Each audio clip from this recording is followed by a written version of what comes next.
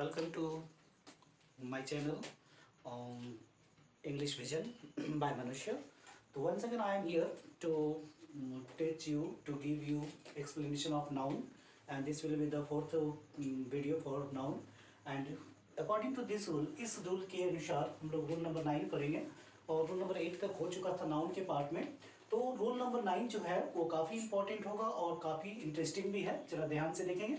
यदि किसी नाउन के बाद, ठीक है, यदि किसी नाउन के बाद प्रीपोजिशन का अगर यूज हो रहा है नाउन के बाद, देखिए एक पर्टिकुलर नाउन होता है, उस नाउन के बाद अगर प्रीपोजिशन का यूज हो रहा है और फिर से वही नाउन, फिर से सेम नाउन है ना, सेम नाउन अगर रिपीट हो जाए, दोबारा रिपीट हो रहा हो, तो वैसे नाउन जो होंगे वो हमेशा सिंगुलर फॉर्म में लिखे जाएंगे। ठीक है, तो आई थिंक ये समझ में आ गई होगी कि दो नाउन के बीच में, ठीक है, दो सेम नाउन के बीच में अगर प्रीपोजिशन का यूज किया जा रहा है तो वो नाउन जो होंगे वो सिंगुलर फॉर्म में लिखे जाएंगे। एग्जाम्पल से क्लियर हो जाएंगे, देख लेंगे ये क्लियर। कुछ एग्जाम्पल्स मैंने दिया है, देखिए। Town after town was devastated, मतलब शहर पर शहर, यानी शहर के बाद शहर है ना, एक के बाद एक शहर जो है वो डिवास्टेटेड हो गए, यानी कि तबाह हो गए।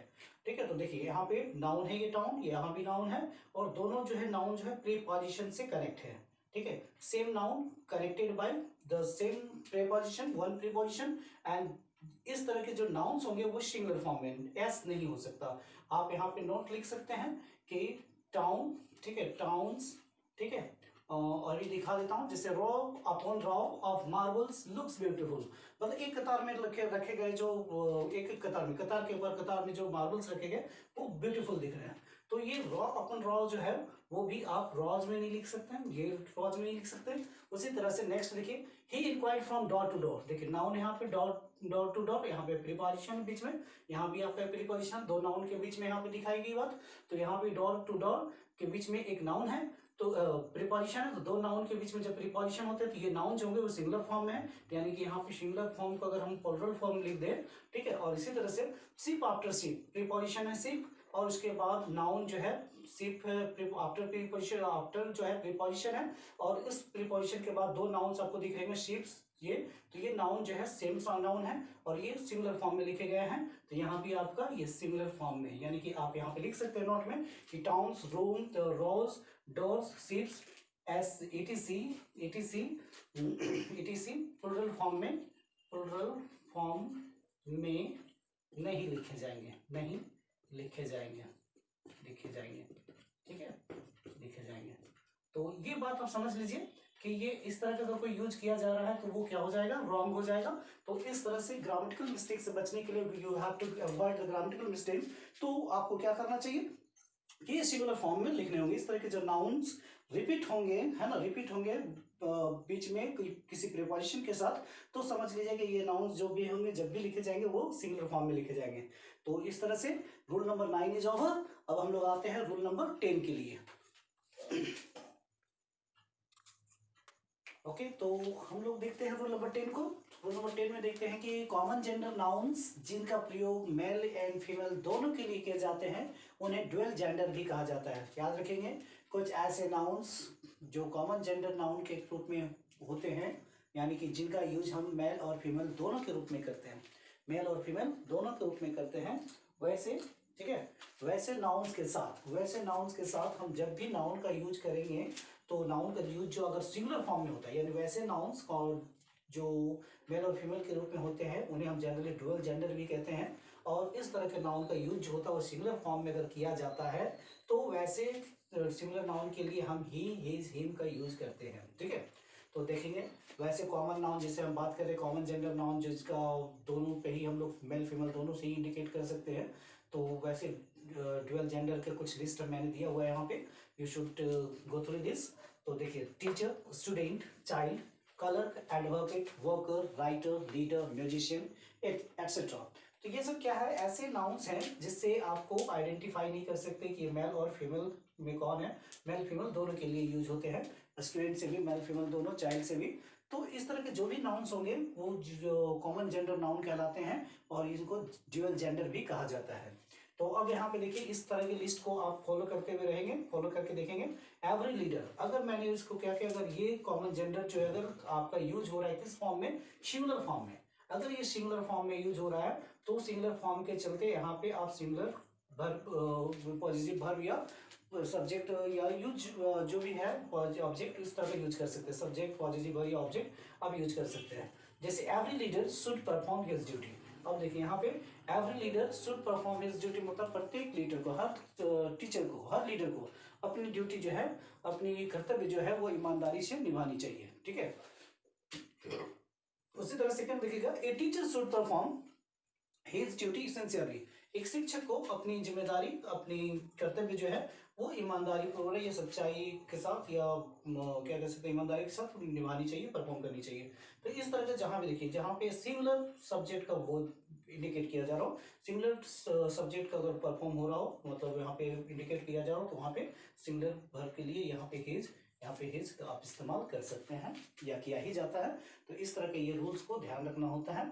कॉमन जेंडर में भी हम डिपेंड करता है। अगर यहाँ पे एवरी लीडर शुड परफॉर्म, तो लीडर में मेल फीमेल दोनों में कुछ भी आ सकता है, इसलिए ऐसा नहीं कि यहाँ पे हिज हो तो हिज ही राइट होगा, है ना। यहाँ पे एवरी लीडर की जब बात हो रहे हैं तो यहाँ मेल फीमेल दोनों का जब इंडिकेशन होगा तो वहाँ पे हिज ही लगाएंगे, वहाँ पे पर्टिकुलर हर लगा के हम रॉन्ग नहीं करेंगे, क्योंकि ये सबके साथ आ जाता है। A teacher should perform his duty sincerely, यहाँ पे भी हिज लगा के हम दोनों को इंडिकेशन कर देते हैं एक ही बार में। यानी कि यहाँ से ये नहीं मतलब होता है कि हम सिंगुलर फॉर्म में यूज कर रहे हैं तो देर लगा दें। ये सिर्फ एक ही चीज होता है, मेल फीमेल के कुछ भी रहे, हिज के साथ हम उसको एक यूनिवर्सल सेंटेंस के रूप में इसको यूज कर लेते हैं। तो आई थिंक ये क्लियर हो गया होगा।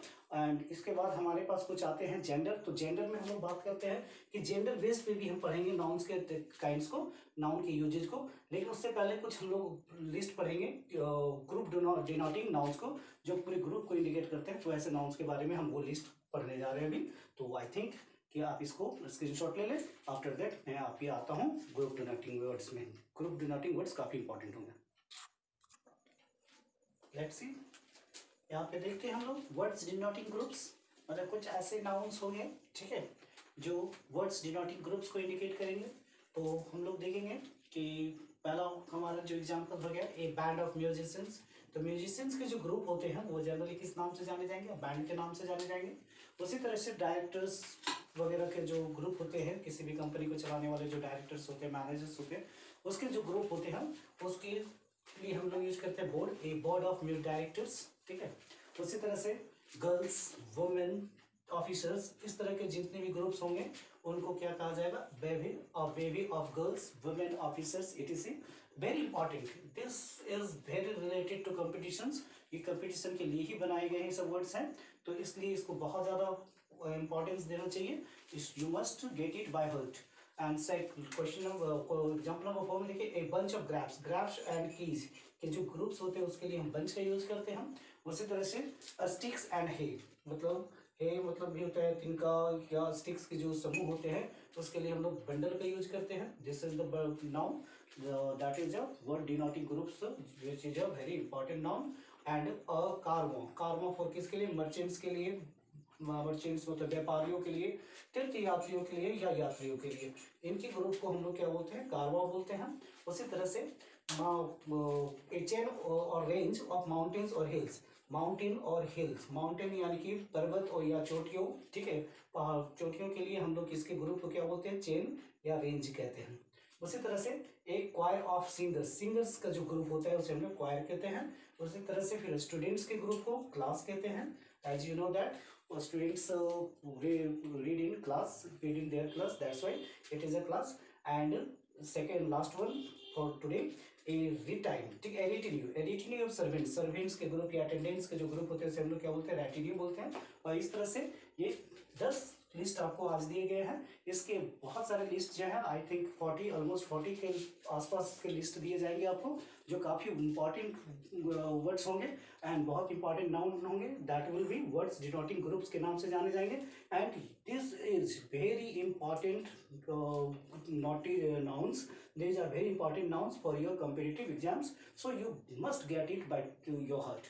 okay, तो दैट्स वाई मैं इस क्लास को आज यहीं ऑफ कर रहा हूँ। और आई थिंक कि इसके बाद आपका जो क्लासेस जो होंगे वो कंटिन्यू मिलते जाएंगे। आप वीडियो को लाइक करें, शेयर करें और नए नए हैं तो आप सब्सक्राइब कर लें, क्योंकि इस तरह के सीक्वेंसेस से सारे वीडियोस दिए जाएंगे, जिससे आपकी सारी डाउट्स जो है वो क्लियर हो जाएंगे।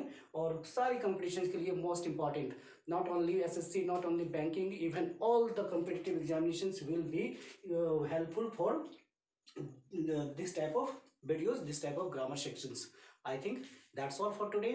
Have a nice evening, and goodbye, and have a good night.